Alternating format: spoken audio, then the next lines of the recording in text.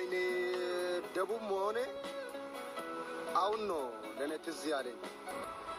ሌላ ብሔርም ቢሆን እንኳን ሰው መንግስት ራሱ ዝም አይልም ነበር። ትንሽ ፍትሃዊ ብንሆን እኔ ደስ ይለኛል። ንግግራችን ምናልባት እንዲህ ብለን ስንናገር የምንደመጥ አድርገንም እያሰብን ከሆነ እኔ ስህተት ነው ብዬ አስባለሁ። የደቡብ ልጅ ስለሆነ እስከ ዛሬም ዝም የተባለ ፍትህ ያለ አይመስለኝም። ትላንትና የህዳሴን ግድብ አስጀምሮ በስንት ትግል ዋጋ እየከፈለ ሲያስኬድ የነበረው ወንድማችን ኢንጂነር ስመኘው በአዲስ አበባ ከተማ እንዲህ ነው የተገደለው። እጅግ የምንወደው አርቲስት ሃጫሉ ሁንዴሳ በአዲስ አበባ ከተማ ነው እንዲሁ የተገደለው። በጣም የምናከብራቸው እነ ዶክተር አምባቸው በአማራ ክልል ነው የተገደሉት። በቅርብ ጊዜ እንደምታስታውሱ ህፃን ሄቨን በባህር ዳር ከተማ ነው በአሳቃቂ ሁኔታ የተገደለችው። ሌሎችም እነ ቀነኒ።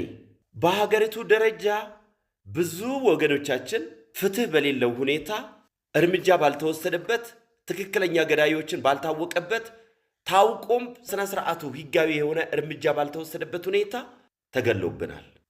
እኔ ባለሁበት በዚህ በሆሳና ከተማም ማለት ነው። በብዙ ከተማ ላይ ሰዎች ይገደላሉ። በፌደራል ግብርና ቢሮ ላይ ይሰራ የነበረው ወንድማችን በአዋሳ ከተማ ለምን አየኸኝ ብሎ ነው አንድ ባለሀብት የገደለው።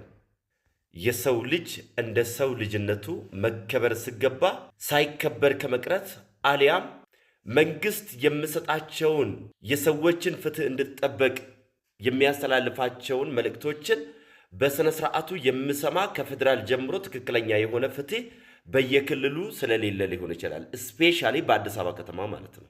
ስለዚህ በአጠቃላይ የደቡብ ልጅ ስለሆንን እንዲህ ስለሆንን የሚሉ ንግግሮች እኛን የሚመጥኑ ንግግሮች ናቸው ብዬ አላስብም። እንደ ሀገር በሀገር ደረጃ ላይ ፍትህ በተጓደለ ሁኔታ ላይ ነናል ነው።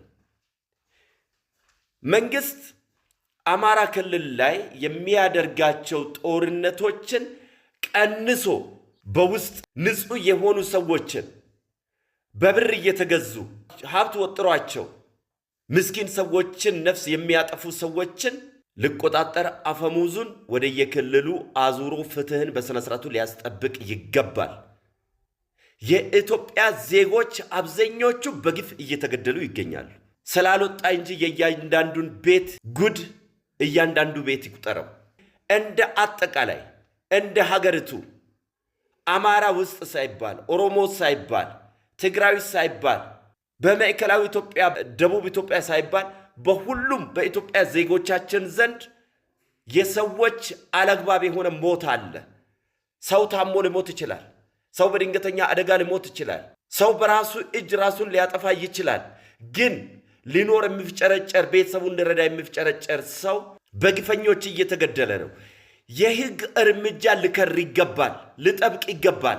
እንደ ሀገር ለሚሞቱ ሰዎች ሁሉ ፍትህ እንዳይጓደል ፍትህ በጥብቅ ሁኔታ እንዲሰራ ድምፃችንን ከፍ አድርገን እናሰማለን። ይህ ቪዲዮ የሚደርሳችሁ ሰዎች በሀገር ደረጃ ላይ እንድተላለፍ በሀገር ደረጃ ላይ እንድዘዋወር ሼር፣ ኮፒ ሊንክ እያደረጋችሁ ለፌደራል መንግስት እንድታደርሱ አደራ ላለሁ። አመሰግናለሁ።